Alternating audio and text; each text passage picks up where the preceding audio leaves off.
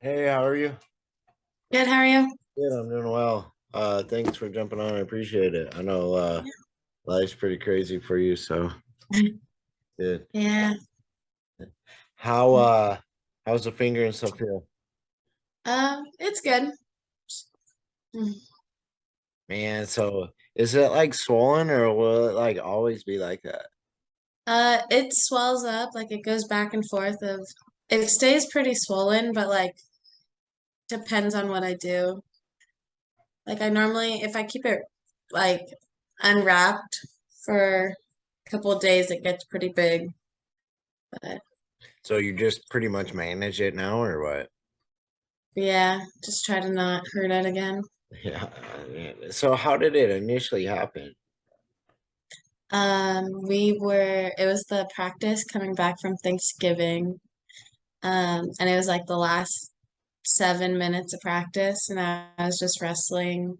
I think we had to do a match, but like a spar match, like not super live, and it just, Oh, that sucks so bad. yeah, it was really sad. Yeah, that's a bummer. Uh, and then yeah, you're probably so you had surgery once, right? Yeah, I had surgery that same week on that Friday. And then, like, once the season's done, like, do they expect it to fully heal, or do you have to have surgery again? Or They put two pins in it, um, and they said it's healed. Like it's pretty. It doesn't look like it's healed, like it's still bent, but it's gonna stay kind of bent like that. But the ligament is like healed back and it is just gonna be my finger. yeah, for But real. I'm sure I'll stop like staring at it and like people will stop like asking about it at some point. Yeah, Forget about it. my dad like kind of like dislocated his pinky finger, like right at the like literally right at the knuckle, and so it like goes to a complete 90 degrees. He can just Mhm. because he never That's really got it fixed. And so sometimes he'll mess with people like act like he landed wrong. He'll be like, ah, stuff. But yeah, one of our old man coach, Bobby, he broke his finger when he wrestled and everyone jokes that my finger is gonna look like his because it's like completely sideways. oh man. Yeah, I've been lucky. I've never really had anything really major. And so yeah, I've been pretty fortunate. Definitely as coaching. Like I work construction, so that would be pretty rough. Like usually I Uh, can usually tell like if I'm like sore or something, like I kind of shut her down. I'm like, no, I'm not going today. But of go course. ahead and would you just be willing to kind of first state your name, where you're from originally, where you're wrestling at, and even what like grade and where you're going to school for? Yeah. Um, Hi, I'm Jordynn Robson. I am a senior at Southern Oregon University. I'm originally from San Jose, California. I am going to school for education with a minor in early childhood development, a certificate in holistic education, and a credential in social emotional learning. Wow, that's hot. That's cool. Uh, what made you decide to get into that? Um, Teaching. I honestly never really envisioned like teaching, like that wasn't what I wanted to be when I grew up or whatever. But I worked with kids at my first job. It was like a birthday party place with like blow up jumpy houses. And I just really liked working with little kids, like the preschool, kindergarten age. Those kids were really fun to work with. And yeah, then I came here and the education program was good and I fell in love with like actually teaching. That's cool. And right now, even alongside with wrestling and stuff in school, you're working at a daycare, is that right? Yeah, I work at a place called Little Rascals. It's a preschool and daycare. I work in it's called the Wobbler classroom. It's 1 to 2 year olds. Oh wow. Yeah, so continue to broaden your horizons there. That's cool. And Yeah. I'm sure some days that probably can be a lot when you have the stress of the wrestling world and school and stuff like that. But Yeah, actually, we on Wednesday we had a really hard practice. Um, and it was one of those practices where they were like trying to mentally break us, with 8 million different things, not just wrestling. And I came home and I like was rushing to get to work because I literally go back to back. And I get into work and I finally get to like take a breath from practice. Like I still out of breath from practice.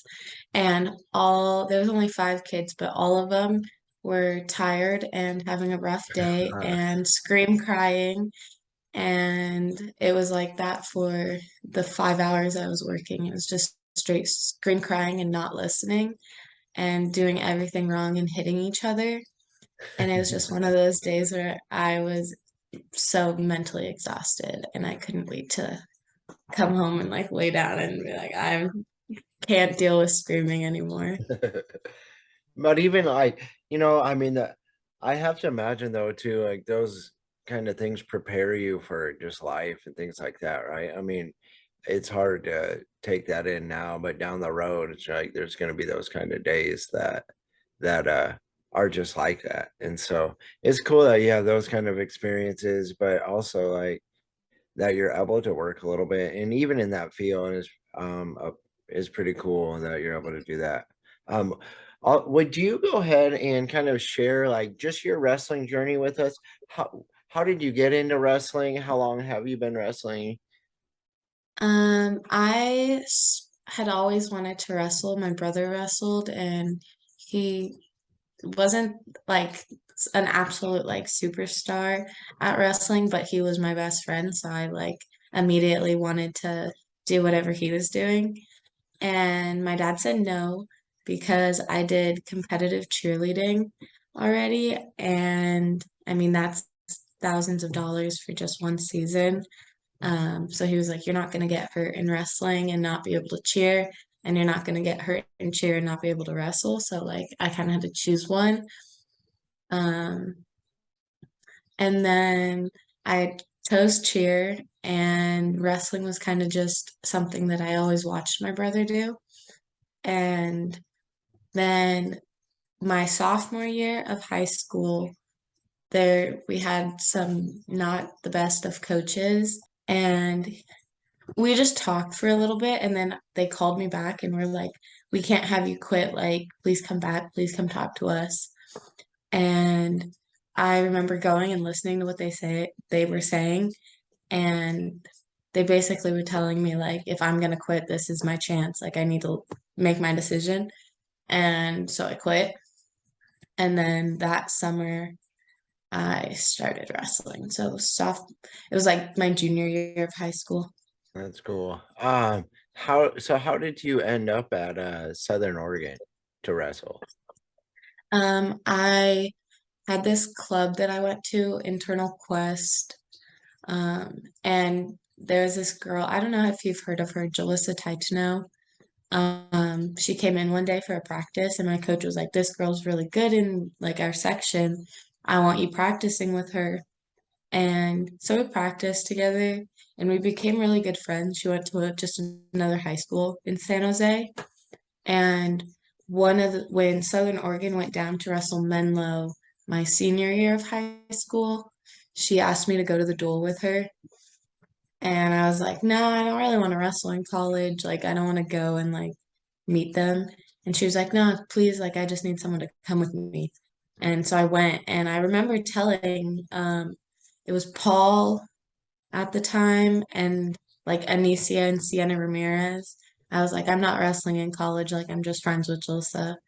And he told me if I ever changed my mind, like, reach out to him. Wait, And at my sec, Like Paul that's at Indiana Tech. yeah, Paul Yeah, Rademacher. I love that dude. Yeah, I Yeah. like that guy. So he told me I'd reach out if I ever change my mind. And at my section, I thought I was going to do a lot better than I did. I had this one really tough match. It was like 9-9 going into triple overtime. I think we ended like 16-13. Like it was some crazy match. And I remember running off after pissed that I had lost that and being like, I'm not done with wrestling. Like this isn't how I wanted to end. I at least wanted to end on a winning note. And yeah, so I called Paul. Jalissa told me to call Paul, and I called him, and yeah, brought That's me up great. here. That's awesome. And so let's fast forward a couple years. Well, now you're got a new coach in, who's done some pretty good things at McKendree, pretty good wrestler. Uh, was an assistant, brand new head coach. What has that move meant to you, and how important even for just your development this year has that been for you? Well, Gabby's amazing. I feel like the thing that I had been missing, like in all of my coaches, because I came from a boys team as well, that I didn't have that connection with any coach. And Gabby makes it like very, like she makes connections with everyone. It's not just the top people in the room. She really tries to like get to know every single one of us and like be there for all of us, whether that's like wrestling, school, or just life in general. She like really cares about our well-being. And I know I just that really clicked with me. Um, yeah, it just she made that like connection with me as a coach where it was like I actually felt like someone cared for my wrestling and she just has really like instilled belief in me, which was probably my number one like thing that I lacked. I always feel like I haven't wrestled as long as most people, and so sometimes that could have its like disadvantages. I feel like sometimes people will put me in a situation where I'm like, if I just knew a little more, then I would have been able to get out of that or whatnot. And so she just, um, yeah, it really made me believe that even though I've only wrestled for so long and I got hurt my first year of college, so I was out that season. And then it's like the comeback season the next year, didn't really wrestle that much. Um, so really only having COVID year and last year in like collegiate wrestling, because I never did freestyle either in high school. Um, like that, even though I've only wrestled for such a little amount of time, that like I'm still just as good as all these other people because I put in the hard work. And Yep. So yeah, Gabby goes there, you're working hard, you start believing in yourself. Kind of have a freak injury with your hand, set you back again a little bit. Kind of deal with some pain. You have surgery that week, and then kind of just continue to manage it. And then we're at national duels, right? And maybe I don't want to say jump the gun a little bit, but the deadline was real close, right? And you kind of just decided, hey, we're gonna make this work.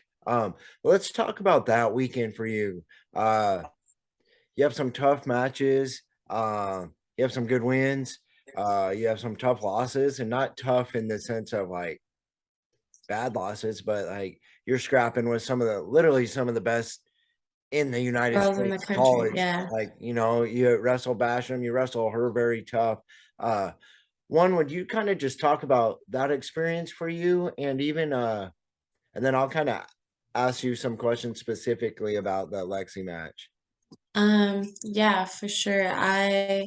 Well, just kind of going into it, my mindset was very different from last year. Last year, that was like the one of the biggest tournaments that I had ever gone to, like collegiate wise. And I definitely was super nervous last year going into it. And I think that played a role in I lost every single match. So this year I was like really trying to focus on just to wrestle because last year I was focusing on trying to win. And um, I think that played a role in it because I wasn't focused on like the outcome. I was just really trying to like do what I do every day and just wrestle and have fun with it.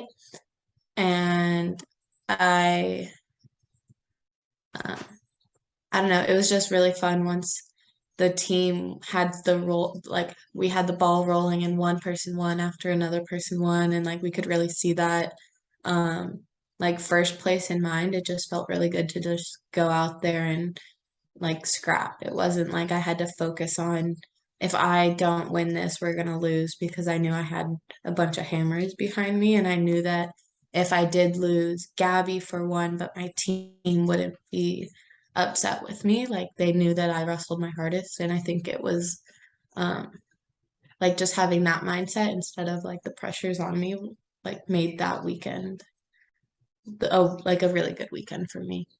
Yeah, that's cool. And what an experience, right? To win a team title. Yeah, that was To get to awesome. be a part of that. That had to been pretty special. So let's go to not necessarily the specifics of the Lexi Basham match, but you wrestle her 3-0, right? Was I believe, and Yeah. there's a couple situations in there where you're right there, you're hanging with her. What did that do for your confidence and even for like, you have like you talked a little bit about Gabby's belief in you, and the teammates and you're working hard, they're seeing you work hard. What has that done for you to continue to believe like, hey, I belong in these moments? Um, well, to be honest, I had no idea who I was wrestling or who Lexi was. I think it's one of the like benefits of not being wrestling as long as I have. I don't really know the names in wrestling, and so I don't know pe like the rosters people have or anything like that. So I really just went out there and it was just another person I'm used to wrestling. And I just gave it my heart, really tried to fight that and tried not giving up takedowns. And when I got off the mat, every single person was like, "Do you know who you just wrestled? Like that's the best I've ever seen you wrestle."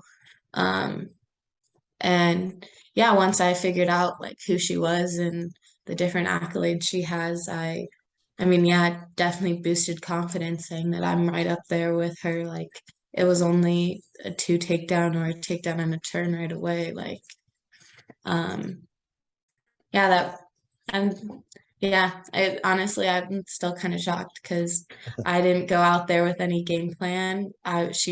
Gabby never told me like you just need to fight, like not get like taken down. Like that was pure just like happening as it was happening. Like I had no idea who she was, had no idea what I was doing. Like, yeah. That's cool. Oh well, and you know, uh, I think that's a hard lesson to like. As you know, I coach at the high school level, and it's hard to tell girls like obviously they're upset when you lose, but like that whole like no, you wrestled freaking awesome in the loss, and being able to be encouraged by those moments, and sometimes not even like matches, but like in just situations, being able to be like that was awesome, or that scramble or that takedown, or getting that turn or fighting that turn off, whatever it may look like in different moments. That's that's a hard lesson to learn. You're someone that's been on my radar for a while that I wanted to have a conversation just so because I think your story is powerful. I think that not only for wrestlers and especially girls, but just for life in general, like sometimes we feel like we don't belong, or like we're behind the eight ball. And I know you can be an inspiration to a lot of people, and uh I'm excited to see you scrap. I actually get to be down there, so that'll be a lot of fun. It's like that's definitely a story worth telling, and I hope that you continue to tell it, and I hope you continue to build off those things. Um and it's definitely one worth telling. So I'm thankful that you were willing to kind of share a little of your journey, and I'd be interested too if you had a group of girls that were sitting across the table from them, what would you tell them? Um, well, first of all, thank you. I definitely, yeah, that belief in myself and like what I know and all of that, that's definitely something I've been working on this year. So I appreciate your words. Um, but what I would tell them, I guess just give it a shot. I mean, I definitely didn't want to give it a shot, and I did. Great, like I'm very grateful that I did. A lot of opportunities ended up opening up, and I mean, I've been super, super close to like I guess hitting the goal that like a lot of people want, which is like all American, obviously. Um, and like I think every year just that kind of builds and opens up even more. And so yeah, I guess just like give it a go, give it your all, give one hard year of everything you got. And if you still like at that moment don't want to do it, um, then I mean you don't have to, but like at least give it a shot. Because I know that I definitely would have regretted if I didn't do it or if I quit halfway through after my first injury or something like that. Let's see. Yeah. No, that's perfect. And like I think that one thing too that it's so easy to miss sometimes is I mean there's no shortcuts, there's been no magic pill for you either, right? Like I mean you've been working your tail off in the classroom, in the room, preparing yourself, like you're working outside of those things as well to continue to build your opportunities, to fill the gaps where you need to be filled. So that's pretty cool too. All right, I will. Thanks for letting me share my story. Yep, you bet. Also. Have a good one. Yeah, you too. Hey, I'll